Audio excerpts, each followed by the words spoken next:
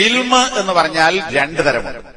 ഒന്നാമത്തേത് ഓരോ വ്യക്തികളും പഠിക്കൽ നിർബന്ധമായ ഇൽമാൻ. ഫലാ യുഅ്ദറു അഹദും ബിജഹ്ലിഹി. ആ നിർബന്ധമായ ഇൽമിനെ സംബന്ധിച്ച് ഒരാൾക്ക് അറിവില്ലാതിരുന്നാൽ, അപ്പൊ അറിവില്ലായ്മ എന്നതുകൊണ്ട് അയാൾക്ക് ഉഴുതിർ നൽകപ്പെടുകയില്ല. ജഹ്ല് അറിവില്ല എന്നതുകൊണ്ട് അള്ളാഹുവിന്റെ അടുക്കൽ യാതൊരു ഉഴുതിറും ഒഴികഴിവും നൽകപ്പെടുകയില്ല. എല്ലാവരും പഠിക്കൽ നിർബന്ധമായ കാര്യം അങ്ങനത്തെ ഇൽമുണ്ട്.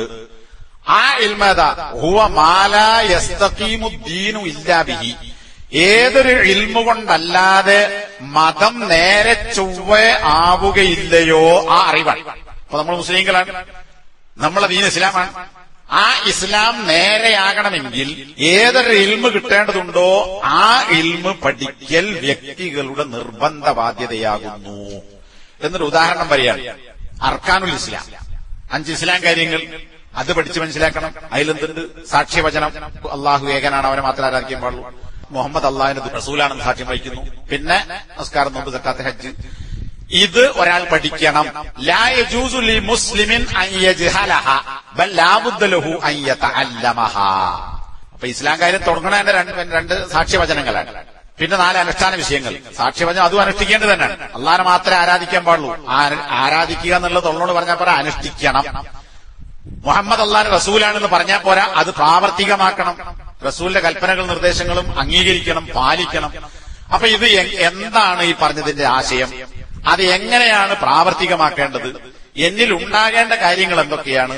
ഞാൻ ഒഴിവാക്കേണ്ട കാര്യങ്ങൾ എന്തൊക്കെയാണ്? അതാണല്ലോ അതിന്റെ അറിവ് എന്ന് പറയുന്നത്. ഈ അറിവ് ഒരാൾക്കുണ്ടാകണം. ഇത് വ്യക്തിപരമായ ബാധ്യതയാകുന്നു. അപ്പൊ അതിൽ ആദ്യം പറഞ്ഞാൽ ആരാധനക്കർഹൻ അള്ളാഹുവാണ്. അപ്പൊ ഒരുത്തൻ തൗഹീദ് മനസ്സിലായില്ല, ഓൻ ആ വിവരമില്ലായിരുന്നു എന്ന് പറഞ്ഞാൽ ഉദിറില്ല. ലാ യുഅ്ദറു അഹദും ബിജഹ്ലിഹി. ലാ ഇലാഹ ഇല്ലല്ലാഹുവിന്റെ അർത്ഥം എന്താണ് എന്നൊരുത്തൻ തിരിഞ്ഞിട്ടില്ലെങ്കിൽ അവന് ഉദിറില്ല. പറഞ്ഞു കൊടുത്താൽ മതി. തിരിയാക്കൽ വേറെ വിഷയം. പറഞ്ഞതോന് മനസ്സിലാണം, ഓന് മനസ്സിലാണ് ഭാഷയെ പറയണം. അതുകൊണ്ട് തന്നെ ഇത് മനസ്സിലാക്കുന്നതിൽ ഒരു മുസ്ലിമിനും ജഹ്ലുണ്ടാവുക എന്നത് അനുവദനീയമായ കാര്യമല്ല എന്ന് പറഞ്ഞാൽ കുറ്റകരമാണ്. അപ്പൊ 2 സാക്ഷ്യവചനങ്ങൾ പഠിക്കുക എന്ന് പറഞ്ഞാൽ അഖീദ പഠിക്കലാണ്. അഖീദ പഠിക്കണം എന്ന് പറഞ്ഞാൽ എന്തിനാണ്? ആ അഖീദ അനുസരിച്ചാണ് അവൻ പ്രവർത്തിക്കേണ്ടത്.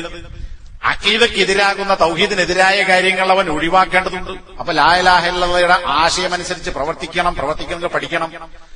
ശിർക്കാവുന്ന കാര്യങ്ങൾ ഒഴിവാക്കണമെങ്കിൽ എന്താണ് അത്, തൗഹീദിനെതിരായത് എന്താണ് എന്നവൻ പഠിക്കണം. ഇതാണ് 2 സാക്ഷ്യവചനങ്ങളുടെ ഉള്ളടക്കം എന്ന് പറയുന്നത്.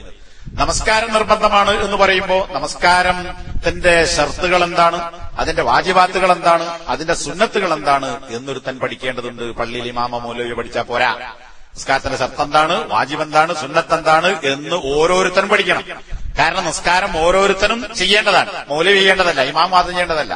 അപ്പോ ചെയ്യേണ്ടത് എല്ലാവരുമാണ്. അതുകൊണ്ട് എല്ലാവരും പഠിക്കൽ നിർബന്ധമാണ്. തൗഹീദ് എല്ലാവരും വിശ്വസിക്കേണ്ടതും അനുഷ്ഠിക്കേണ്ടതുമാണ്. അതുകൊണ്ട് എല്ലാവരും തൗഹീദ് പഠിക്കണം. എന്താണ് തൗഹീദിന് എതിരാകുന്ന കാര്യങ്ങൾ, നവാഖിദ് എന്താണ് എന്ന് പഠിക്കണം. നമസ്കരിക്കുന്നവൻ നമസ്കരിക്കുക എന്നത് മാത്രം പോരാ. എങ്ങനെ, എന്താണ് നമസ്കാരത്തിന്റെ വിധികൾ എന്ന് മനസ്സിലാക്കാതെ ഒരുത്തൻ നമസ്കരിച്ചാൽ മാത്രം പോരാ. മറിച്ച് ആ നമസ്കാരത്തിന്റെ തഫ്സീൽ, അതിന്റെ വിശദീകരണം അവൻ പഠിക്കേണ്ടതുണ്ട്. ആ വിശദീകരണ ഷർത്ത്, ഫർള്, സുന്നത്തൊക്കെ പഠിക്കാൻ തരുന്നത്.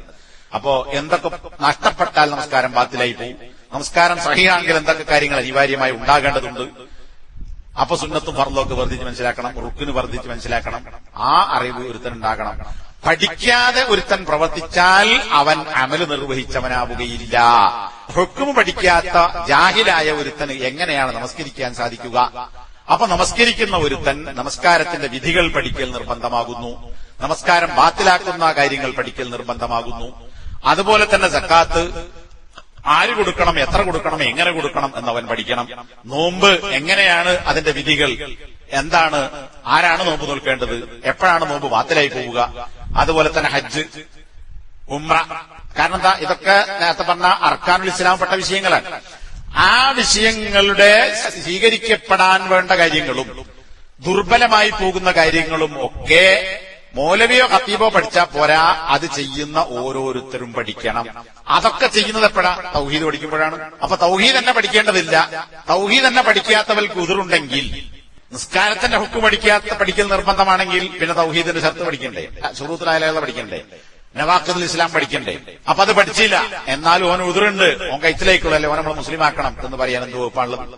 വഹാദൽ ഖിസ്മു ലാ യുഅ്ദറു അഹദും ബിജഹ്ലിഹി, ഈ ഇനം, അതായത് പഠിക്കൽ അനിവാര്യമായ ഈ ഇനം പഠിക്കാതിരിക്കുക എന്നുള്ളത് ഉതിർ നൽകപ്പെടാവുന്ന വിഷയമല്ല.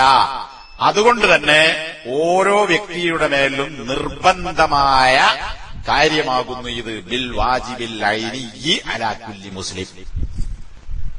മതപരമായ ഇൽമ്, ആ മതപരമായ ഇൽമിൽ തന്നെ ഒന്നാമത്തെ ഇനം എന്ന് പറയുന്നത് എല്ലാ മുസ്ലിങ്ങളും നിർബന്ധമായി പഠിക്കേണ്ടുന്ന, ഉതിറില്ലാത്ത, പഠിച്ചിട്ടില്ലെങ്കിൽ കുറ്റകരമാകുന്ന